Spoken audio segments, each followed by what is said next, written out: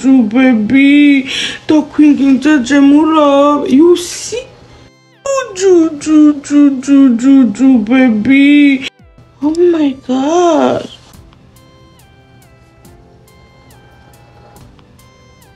Oh my God, what a surprise, what a miracle, what a such a wonderful day, what a beautiful, handsome baby boy. Bisa no kuvuga ngo Imana irabikoze, noneho gatangura witangaza ati mana yanje ibi nibiki na bino bitangaza urushiriza kunkorera nze ndabigutura iki mana mushobora byose ndagushimire gute ko untwengeje kandi muti byo nibiki duti ni ivyo nyene muri ko murabona muti none ninde w'Imana Sandrine muti Sandrine wahe uwo mwamenye nk'akamikazi Sandrine for real, come on. Umuvyeyi yarujagutse, Imana yacanye umuco urasira mu biganza by'abarezi, kamikazi asimba imanga utyo. Ni mu gitondo cyo kuri uno wa 20 ntwarante umwaka wa 2025 aho inkuru yavuye mu burengero bw'isi imenyesha ibyiza ubuturiko turavugira iyo rirasira duti ni impundu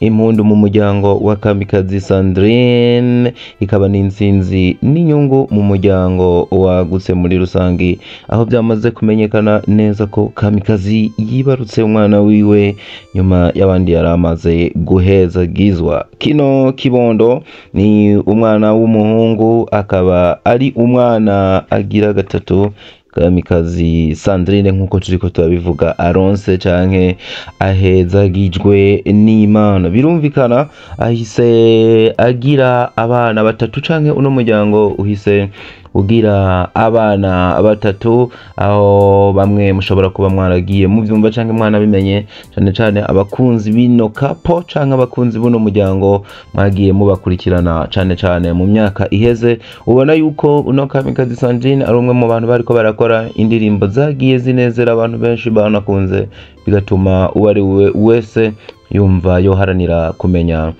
amakuru yiwe. Kamikazi Sandrine n'umuryango wiwe muri rusangi aribo turiko turavuga kuri uno mwanya, ahise agira abana batatu, aho uwa mbere yitwa Kelly Joshua Ndayishimiye, uwa kabiri yitwa Abigail Sandra Ndayishimiye na David Gabriel Ndayishimiye, ari nawe yamaze kubona izuba, ari naco kibondo turiko turavuga twongera tubereka muri uno mwanya muca mu byumva.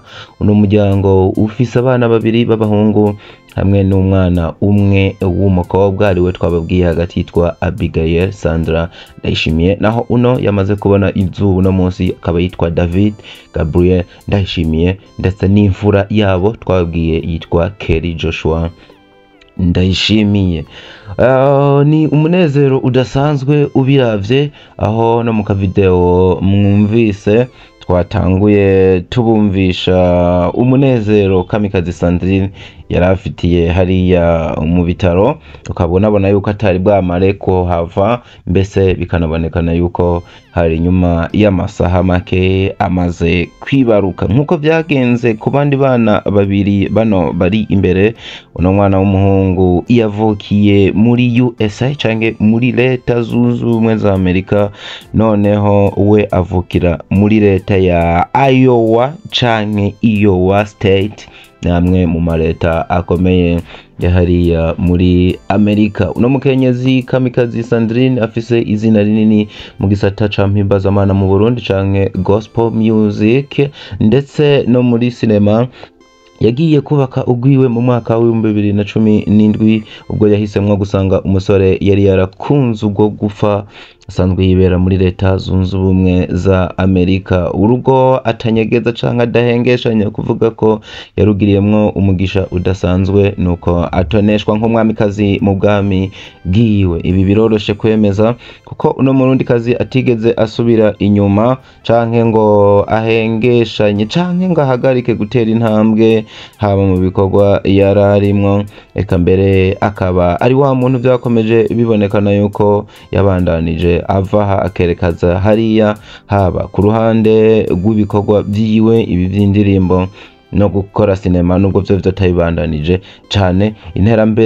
Iterambere nako canke intambwe yiwe yagiye atera yabonekeye uwari we wese yaramuzi kuva kera, eka mbere n'uno munsi ugiye kugereranya Kamikazi Sandrine wa kera na Kamikazi uno munsi biroroshe kubona yuko afise aho yavuye naho yageze akabandanya gutera intambwe, ari nako Imana yabimufashijemwo na cane biciye no mu ntahe agenda arumvikana avuga hirya no hino. Nibihe arimwo byo kwibaruka, ibihe arimwo kandi byo guhezagizwa ikibondo, ibihe arimwo by'inyungu, kandi ibihe arimwo byo kugwiza umuryango, ibihe arimwo by'impundu n'imbaruko twobivuga. Ubona yuko abishitsemwo uno munsi abenshi batanguye kwibaza bati kuki Kamikazi ataduha indirimbo nyinshi nka kera canke ngo adukinire film. Twizere ko nyuma yo kwibaruka aza kugaruka ku murindi mwiza wo guha ibikorwa byinshi abakunzi biwe, na cane ko umuntu yahava avuga ko ibigaragaye yasa n'uwabuze kubera ko hari ibindi bihe yararimwo byo kuba yibungenze, noneho bitaba byoroshe umuntu rimwe w'umuvyeyi akarindira ko yibaruka kugira abandanye iyindi mirimo. Murabizi abenshi yuko imwe mu miryango yifise canke yateye imbere ibanza ikanahagarika ibikorwa ikazobibandanya mu nyuma. Duti kaze kibondo, nawe muvyeyi ni wonkwe, bibaye ngombwa unisubirireyo, erega nta mahwa habe namba. Ino ni Diko Entertainment nkuko bisanzwe. Make your subscribing kugira bibandanye kubashikira muri benshi, yamara kandi comment zanyu ziba ari ngira kamaro kugira tubandanye tubana 5 kuri 5 mugira umugisha aho muri wherever you are. Imana barindi nabahezagire cyane, namwe mubandanye gutera intambwe abunguke, ari nako tubandanye kugwiza umuryango, igihugu naco kikavyungukiramwo. Mugira umugisha wherever you are. We love you so much. Hasta la vista.